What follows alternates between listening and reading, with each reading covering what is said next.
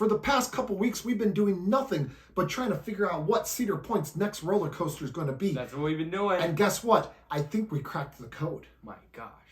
Now, with most things, if you want to know what's going to happen in the future, you have to look at what happened in the past.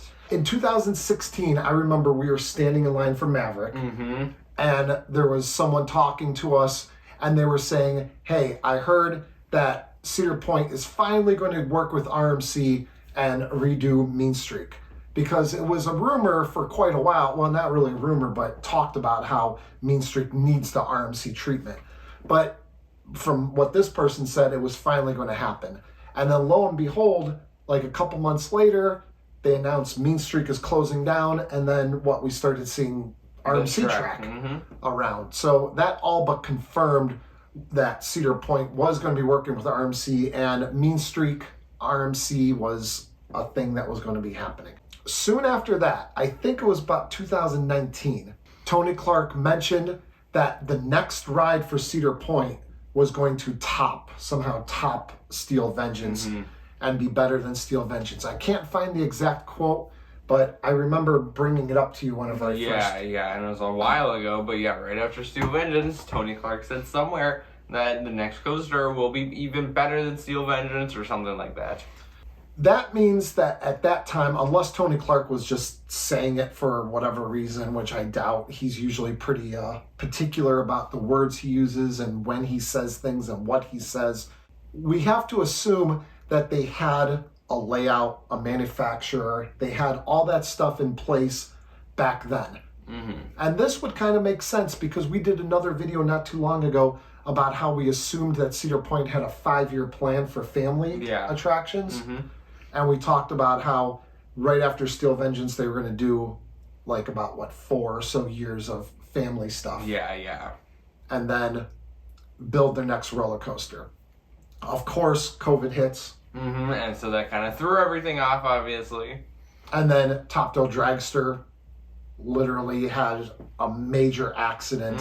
So that threw everything off because they had to work with Dragster. So that's pushing things back. This great record-breaking coaster, not record-breaking, he didn't necessarily say that, but he said something better, and that would top Steel Vengeance.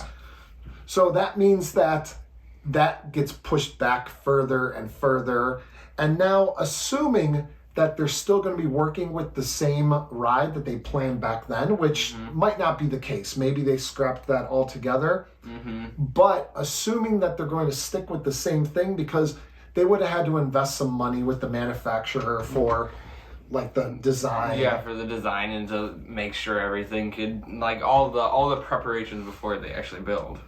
Yeah, they would have had to do all that. So there's money invested, and not saying that they can't just eat that cost and completely scrap it and go for something else. But more than likely, their next major coaster is going to be what they planned back in 2019 when Tony Clark mentioned this. Now, this is what we were trying to figure out and what we had to look at the past for. Cedar Fair always liked to use the same manufacturer for a few different parks for a few different rides. And it makes sense because just using a manufacturer for one ride, you probably don't get the discount. No. And not necessarily a clone like Six Flags does, but I'm sure if you use... if you buy some rides in bulk. Yeah, if you buy a few rides from the same manufacturer, do a few projects with the same manufacturer, you'll probably get a little bit of a discount. So we went to what manufacturers Cedar Fair was using around that time. And we found 4 major ones besides RMC. Now, there's always that wild card that RMC was going to work on another coaster for Cedar Fair. And then after all the problems with Steel Vengeance and that, maybe Cedar Fair is taking a step back and maybe saying, hey, you know what, maybe we don't want to work with you. Maybe that's where T-Rex was going to come into play. But, I mean, who knows about that. But as far as the other manufacturers go, we found 4. First would be GCI. GCI, Cedar Fair worked with them on the 2016 retrack for Ghost Rider at Knott's Berry Farm. And one of your favorite coasters. Yeah, in 2017, they built Mystic Timbers at Kings Island. And the retrack for Ghost Rider and Mystic Timbers were both huge successes for the company. Mm-hmm. Ghost Rider we never rode Ghost Rider before the retrack. We only rode it after the retrack, and it's one of our favorite rides. Yeah, definitely. It's a great ride, and then Mystic Timbers, that was a ground-up coaster opposed to a retrack, but that is obviously an incredible ride as well. And you can look at what Cedar Point needs. Mm-hmm. Now, that's another thing we wanted to bring up, that every time that coaster enthusiasts talk about the next ride for a park, the next ride for a Six Flags park or Cedar Fair park, whatever, we always tend to refer to what a park needs. Yeah, like, oh, okay, they have a or they don't have a launch coaster, so they're going to need a launch coaster. Or they don't have a spinning coaster, so they're going to need a spinning coaster. But that's not really the case of what parks think about or care about. At least we don't think it is. Well, it doesn't yeah. make sense that a park, obviously a park isn't going to want to build the same ride at the same park, or but the same type of ride. Yeah, but are they actually thinking, okay, we need something like this? I think that's more of an enthusiast type of thought than like a park that's building these rides in order to bring in more people, in order to make more money. Mm-hmm. So that's what the park is thinking. Enthusiasts are thinking, what do they need? Right. Parks are thinking, hey, what can we add to draw people and make more money? But as far as Cedar Point needing an elite wooden coaster, they do need, as far as from an enthusiast perspective, they need an elite wooden coaster. They do. They definitely do need some elite wooden coaster, because they only have one, and granted that one wooden coaster is Blue Streak and it is amazing, but they need another one. But we don't know if that's what Cedar Point's thinking, and we know that they had issues with not having enough carpenters. Yeah, personally, I do not think at all, I think there's no chance of them building a wooden coaster. No chance. I think Cedar Point will not build a GCI coaster, will not build a Gravity Group coaster, whatever. I don't think that Cedar Point will build another wooden coaster, at least not for the next couple of years. They are quite a bit more maintenance. Mm-hmm, they're a lot more maintenance, and I don't think they would want to deal with that, because Steel Vengeance is already a big pain. That leaves another manufacturer, Gerstlauer. Mm-hmm. Now, Gerstlauer, they only built Hang Time at Knott's Berry Farm. Yeah. And it seems to have done pretty well with them. Yeah, so it has had some maintenance issues, though, which Cedar Point will not like. So that was another manufacturer that they were working with around that time. So they could have been, hey, Gerstlauer, get us Hang Time, and then get us some tallest Gerstlauer. There's always those possibilities, or they could have been going for some sort of inversion record, since Gerstlauers are known to be compact and have a lot of inversions. So Gerstlauer was another option. Mm-hmm. And then another option was Mack. They were going with Mack to build at Carowinds Copperhead Strike. Now, Copperhead Strike is a launch coaster, a multi-launch. They already have Maverick, so I doubt they would want two multi-launch coasters being similar. And plus, I think the one coaster that is even more unlikely for Cedar Point to build than a wooden coaster would be a launch coaster, because I think that Cedar Point hates launch coasters. Top Thrill Dragster has been a terrible investment, and it's been terrible for the park. Maverick breaks down all the time. I don't think they are going to want to deal with another launch coaster. Wicked Twister, they tore it down. They tore it down, and it had a very short lifespan as far as roller coasters go. So they will not get a launch coaster, as I just can't see it happening. But Mack doesn't only do launch coasters. No. So we don't know. Then there's always the good old trusty B&M. Now, the problem with this is that Cedar Point has most They B&M have models. pretty much every B&M model except for a flying coaster. A flying coaster would really be the only option. But the thing is, flying coasters have been around for quite a while.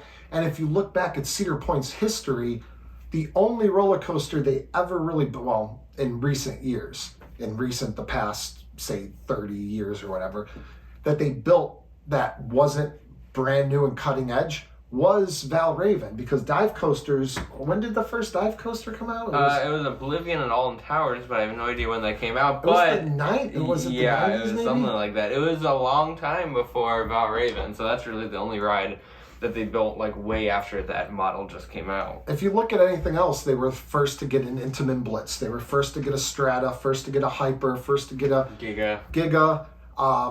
When Raptor was built, inverts, B&M inverts were only out for a couple years. B&M wing coasters were only out for a couple years whenever Gatekeeper was built. RMC, that was the first ever Hyper hybrid, and I think maybe the first ever RMC to use 3-train operations. Not completely sure. I don't know. Maybe I'm wrong about that. But it was pushing RMC to another level. Yeah, definitely. And that's what they were kind of known for. They were kind of known for taking Aero and Intamin and taking these manufacturers and pushing them to another level. So a flying coaster, it seems like it's been out for a while. And the one thing, I think a flying coaster is likely, except for one big thing, is like, I don't know, is B&M still making flying coasters? Like the last B&M flying coaster was that one in Japan, Nagashima, at Nagashima Spa Land, and that's a clone, and I don't know when that came out, but it was a little while ago. I don't know if B&M is still making flying coasters. I think the only flying coasters are Vekoma. Yeah, Vekoma, they're not even on this list, and it seems unlikely based on what we're going with, the fact that we're saying that it's going to be one of the manufacturers that Cedar Fair was working with back around 2018 or so, or 2018-19, whenever that statement was made. Right. So we've given 4 different manufacturers. You think the least likely is a wooden coaster. You're saying 0% chance. I don't think that. I think that there's a decent chance that they would add a wooden coaster, especially maybe like a dueling GCI. That would be something that I don't think would be better than Steel Vengeance, but at least something that they could really market and push. I mean, I don't see it happening. Another thing is Mack. I don't see them getting a Mack coaster, because what kind of Mack coaster are they going to get? They're not going to get a launch coaster. They're not going to get one of their like big hyper coasters with the big loop, because like that just won't fit anywhere. What other coasters does Mack make? I mean, I don't think that they're going to get one. So that kind of leaves B&M with a flying coaster or a surf coaster. Well, but surf coasters weren't out back then. So, well, yeah. Or unless they were working on them, like working on the design back then. They're not getting a surf coaster. They're not getting a surf coaster. That was a joke. Yes, it was. Or Gerstlauer. So I think we're kind of down to Gerstlauer, which was rumored for quite a while, especially when Gerstlauer said that they were building a new record-breaking coaster in the United States, and it ended up going to Glenwood Caverns in Colorado. But I really think that a Gerstlauer, it's compact enough to fit into any sort of space that Cedar Point feels like it could create. With maybe tearing down a ride like Corkscrew or Gemini or something like that. I mean, I still think that there's, like, I don't think they're going to tear down Corkscrew, and even if they do, I don't think there's enough space to put anything there, because Corkscrew takes up a very weird plot of land. It's very long and skinny. Very long and skinny. And it goes over the pathway. They're just, like, they're not going to be able to fit anything there. So I just don't see that happening unless they tear it out and build something else, like, very small that wouldn't be a coaster. I think if they will tear down a coaster, it will be Gemini, which I don't want to happen. I would want Gemini more than like any other coaster. But I do think a Gerstlauer coaster would look really cool in that pathway, though. So I think that's what we're going to end up by process of elimination, and going by our theory of looking at the past to predict the future. I think we came up with a Gerstlauer. So that is our prediction for the next Cedar Point roller coaster. I mean, you still think that GCI is a possibility? I think it's a possibility, but what about Gravity Group? I don't think that they were really working with Gravity Group. I don't think so at all. Yeah, so I mean, I think Gerstlauer is really the only option for Cedar Point, or a Zamperla coaster that they don't really have anything right now that they would get. And again, if they're going to build the same coaster that they were going to build back then. They didn't work with Zamperla at the time. Zamperla wasn't even on the radar, so I mean, maybe some huge infinity. I mean, I don't think it's going to be anything huge. Like, I mean, Cedar Point, they said it themselves. They're done with breaking. That's not their main concern or anything. They're done with breaking height records and that, but all their coasters they try to break. Well, they'll break something like small, like just they'll find some random. Valraven was the tallest dive coaster. Yeah, they'll find some. And it had the tallest invert, or no, that was Gatekeeper. Everything, all their coasters break some sort of record. That's it. That's it with this video. I hope you enjoyed it. If you agree with our thought process that you look at the past to predict the future, go ahead and agree with us in the comments. We love that. Or if you think one of these other coasters or maybe a chance or whatever. What coaster do you think will be next for Cedar Point? Leave it in the comments. Or do you think they're scrapping any old ideas from back then? I mean, what do you think Cedar Point's next coaster will be? Thank you guys for watching. We appreciate it as usual. Make sure you subscribe to our channel, and we'd like to thank all our members, and we'll leave them here at the end going across the screen. Thank you to you guys so much for being members, and if you guys want to see exclusive videos that we put out now to members only, go ahead in the description and there's a link to go to our members page. Yeah, exclusive videos, shout outs, all sorts and more stuff, all sorts of stuff. Yeah, so thank you for watching, and we'll see you guys next time on Beach Coast Studios.